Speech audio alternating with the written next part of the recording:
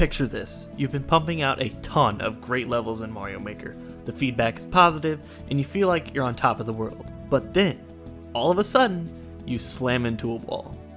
No, not a real one, idiot. A creative wall. Your stream of ideas ceases to flow. You no good at making level no more. Get it now? We've all run into creative burnout at one point or another. But actually dealing with it is something that not many know how to do. So today, we're going to be taking a deep dive into creative burnout, why it happens, and how you can combat it. Let's do this. Now, like I said, before we get into how to deal with burnout, why don't we take a look at how people actually get this way? After all, preventing burnout before it even happens is objectively even better than fixing it after it has already gotten to you. The first tip to preventing this is moderation. Make sure that you aren't spending too much time working on one specific project. Limiting yourself to working on it for only 1 to 2 hours per day can really help improve your workflow and inspiration. Even though you're working for less time, you get more done because you know you only have a limited amount of time to get to work. Therefore, your focus and productivity increase, as well as your motivation and creativity. Once those 1 or 2 hours are up, step away from the game for a bit. Go do something else that you enjoy, and that doesn't require creative energy. It'll really help in the long run. However, in some scenarios, burnout can strike before you even start working. This can happen in a case where you become overwhelmed by the amount of labor you put on yourself. In terms of Mario Maker, this could mean telling yourself you're going to make a 40 level super world in under a week, or trying to create an exact replica of Pokemon Leaf Green within the confines of the level editor of Mario Maker.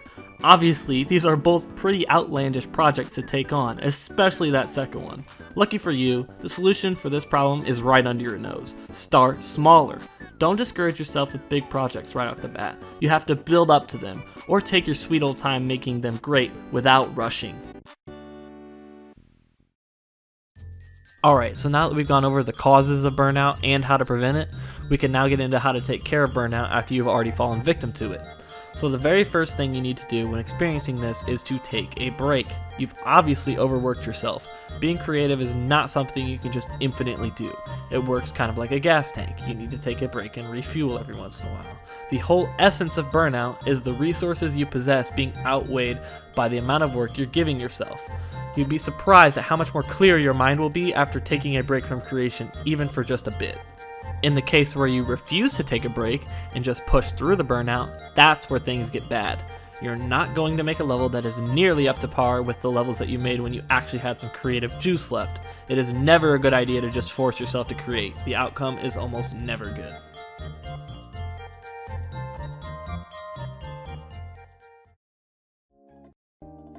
Another thing you can do when experiencing burnout is to distract yourself from a specific aspect of creation with something else. This is different from taking a break as it still uses creative energy, but just a different type. In this case, you would choose to focus on another creative project that isn't related to the one at hand. This could be drawing, writing, video editing, basically anything that can exercise your mind creatively will do. Doing this will help restore that other tank of creative fuel you were originally using while still keeping your mind active and working. Distracting yourself can also lead to inspiration in your original project. As they always say, inspiration is everywhere, and they weren't lying. I found inspiration in the most unexpected places countless times, and you can too. All you have to do is look.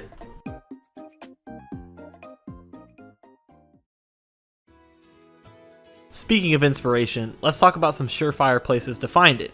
Now, in this scenario, I'm going to be referring to places you can find inspiration for Mario Maker level creation. But like I said earlier, if you're looking for inspiration for something else, it's all around you. Firstly, I would suggest going back and playing through some of the previous 2D Mario games and studying their level structure and gimmicks. Nintendo isn't a popular game company for no reason. They make really good games and showcase immaculate level design in most of their games. In my opinion, even though New Super Mario Bros. U is regarded as another stale cookie-cutter 2D Mario, it has some of the best and most inspired level design in the entire series, and I would highly recommend studying that game as a starting point. Another series that is great to study for level design is the Donkey Kong Country series. Both the SNES games and the new ones by Retro Studios showcase impeccable level design that I believe even surpasses Mario in most cases. These games are very rich with inspirational material that I think will help anyone with any sort of creative burnout get back on their feet. Heck, even playing other Mario Maker levels could give you inspiration a lot of the time. Now, obviously don't straight up copy people's levels, but building off of other people's level concepts is always a great way to get those creative juices flowing.